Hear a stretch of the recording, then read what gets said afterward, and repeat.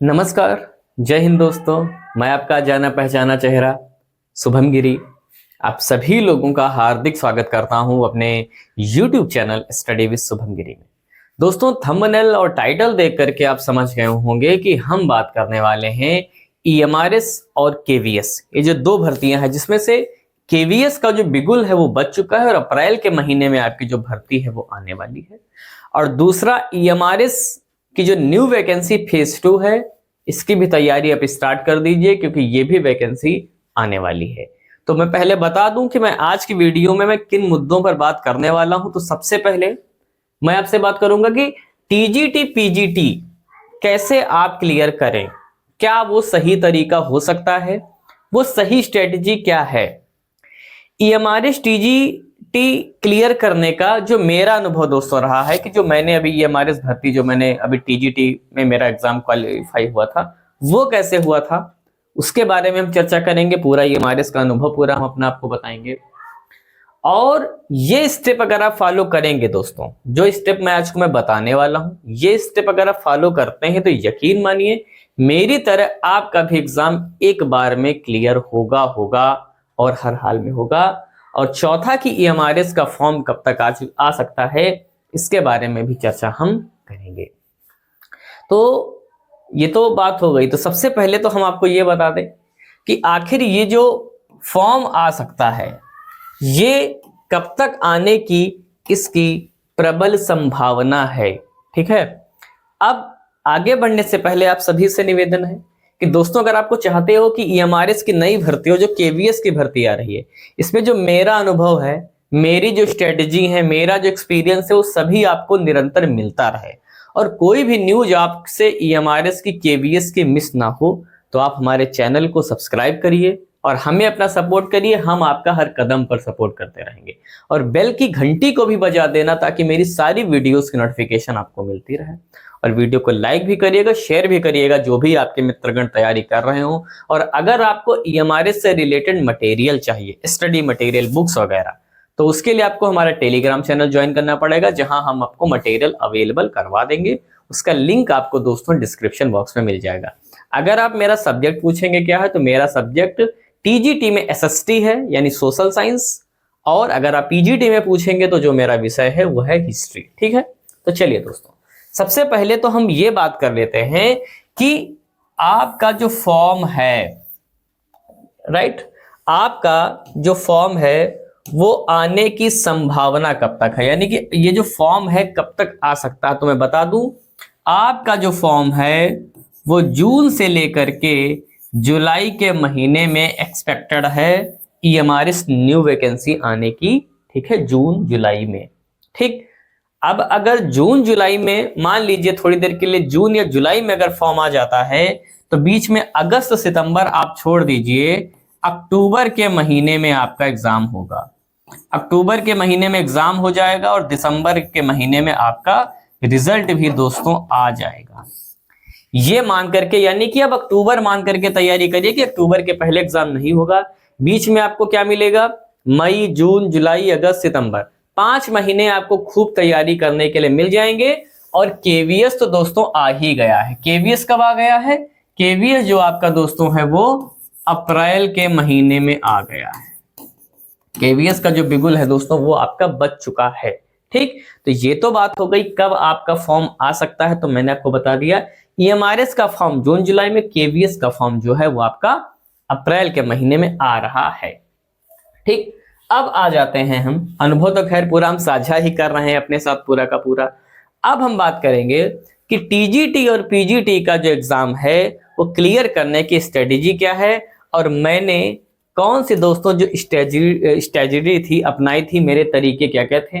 क्योंकि मैंने कोई एक एग्जाम दोस्तों क्लियर नहीं किया है, मैंने EMRS TGT भी क्लियर किया है, BPSC TRE2 भी मैंने क्लियर किया है, मैंने UGC नेट की परीक्षा भी 2 बार इतिहास विषय से क्लियर की है। ठीक है, तो यहां पर दोस्तों हम बात करेंगे कौन कौन से आपको स्टेप्स जो है वो आपको फॉलो करने हैं। तो इन्हीं सब चीजों के बारे में मैं आपको बताने वाला हूं। ठीक है, चलिए, तो चाहे दोस्तों आप ईएमआरएस की तैयारी कर रहे हो, ठीक है, चाहे आप ईएमआरएस की दोस्तों तैयारी कर रहे हो या फिर आप तैयारी कर रहे हो चाहे कि किसी भी मतलब एग्जाम की आप तैयारी कर रहे हो, राइट, तो उसके जो बेसिक्स स्टेप्स होते हैं वो क्या होते हैं।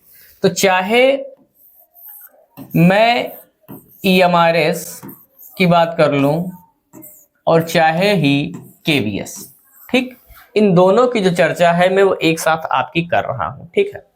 अब यहां पर कुछ बातें दोस्तों ध्यान दीजिएगा, कौन कौन से स्टेप आपको फॉलो करने हैं। बेसिकली आपको जो स्टेप फॉलो करने हैं उसके बारे में मैं आपको बता दूं। नंबर 1, नंबर 2, नंबर 3, नंबर 4 और नंबर 5, ये 5 बेसिक स्टेप्स आपको फॉलो करने हैं। यकीन मानिएगा, अगर आपको और एक बात ध्यान रखना है, इनको क्रम से ही फॉलो करना है, क्रम से ही फॉलो करना है, ठीक। तो सबसे पहले क्या करना है, सबसे पहले आपको जो पूरी जानकारी होनी चाहिए वो जानकारी होनी चाहिए सिलेबस के बारे में। काहे की जानकारी होनी चाहिए कि आपका जो भी सब्जेक्ट है, कोई भी आपका जो सब्जेक्ट है उसका सिलेबस है, Hindi, SST, history, polity, geography, English, कोई भी आपका सब्जेक्ट हो, तो सबसे पहले आपको क्या करना है, सिलेबस उसका निकालना है, उसको अच्छे से रीड करना है। उसकी जो एक जो हार्ड कॉपी है वो आपके हाथ में होनी चाहिए, ताकि आपको ये पता होना चाहिए कौन से टॉपिक्स आएंगे और कौन से टॉपिक्स नहीं आएंगे। क्लियर? तो पहला स्टेप आपने क्लियर कर लिया, वो क्या निकाल लिया, सिलेबस आपने अच्छे से निकाल लिया। अब क्या करना है, सेकंड स्टेप में आपको पढ़नी है बुक्स। सेकंड स्टेप में आपको क्या पढ़नी है, सेकंड स्टेप में आपको पढ़नी है बुक्स। जो भी आपका सब्जेक्ट है, जो भी आपका सब्जेक्ट है उसकी जो बुक्स हैं वो आपको अच्छी तरीके से पढ़नी है सिलेबस के अकॉर्डिंग, ठीक। अब यहां पर दो चीजें हैं कि आप नोट्स बनाते हो या नोट्स नहीं बनाते हो, ये आपके ऊपर डिपेंड करता है। एक एक सब्जेक्ट के एक एक कंटेंट को दोस्तों आपको अच्छे तरीके से करना है, ठीक। अच्छा तो ये रहेगा कि आप दोस्तों यहां पर साथ साथ अगर तीसरे स्टेप में क्या करेंगे, नोट्स भी बनाते चलें। क्या करेंगे, नोट्स बना लेंगे तो ज्यादा अच्छा रहेगा, ताकि जब आपका रिवीजन का समय आए तो यहां से आप उन चीजों को रिवाइज भी कर सके। लेकिन अगर आपके पास समय कम बचा है तो आप इस स्टेप को स्किप कर सकते हैं, फिर यहीं से आपको पढ़ना पड़ेगा, ठीक है। चौथे नंबर पर जो आपका आता है, चौथे नंबर पर आती है आपकी दोस्तों क्या, प्रैक्टिस। चौथे नंबर पर आप क्या करेंगे, चौथे नंबर पर आप करेंगे प्रैक्टिस करेंगे अच्छे तरीके से। प्रैक्टिस कहां से करेंगे, तो इसके लिए आप कोई ना कोई दोस्तों टेस्ट सीरीज ले लेंगे। क्या ले लेंगे, एक जो है आप टेस्ट सीरीज ले लीजिएगा, कोई भी टेस्ट सीरीज ले लोगे। अगर आप मुझसे पूछेंगे कि सर आपने कौन सी टेस्ट सीरीज लगाई थी, तो मैंने टेक्स्ट बुक लिया था। मुझे टेक्स्ट बुक, मेरा ऐसा मानना है, मुझे बहुत बेहतर लगता है, क्योंकि मटेरियल जो हार्ड कॉपी का मार्केट में मिलता है वो थोड़ा सा अपडेटेड कम होता है, पुरानी चीजों पर बेस पे ज्यादा होता है।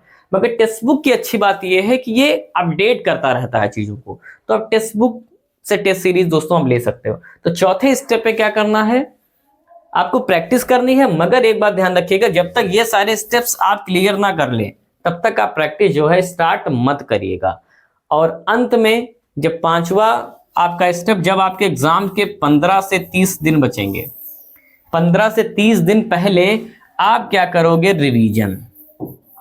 क्या करोगे दोस्तों, आप करोगे रिवीजन। रिवीजन आप कहां से करेंगे, जो आपने नोट्स बनाए थे, या जो अगर आपने नोट्स नहीं बनाए थे तो आपको वो सारी बुक्स पढ़नी है जिनसे आपने पढ़ाई की है। तो ये स्क्रीनशॉट आप दोस्तों ले सकते हैं, इसका पूरा का पूरा मैंने स्टडी बताई है। और केवीएस ईएमआरएस बिल्कुल सेम पैटर्न पे चलता है, और ईएमआरएस का सिलेबस, केवीएस का सिलेबस आपको सेम पैटर्न पर भी मिलेगा।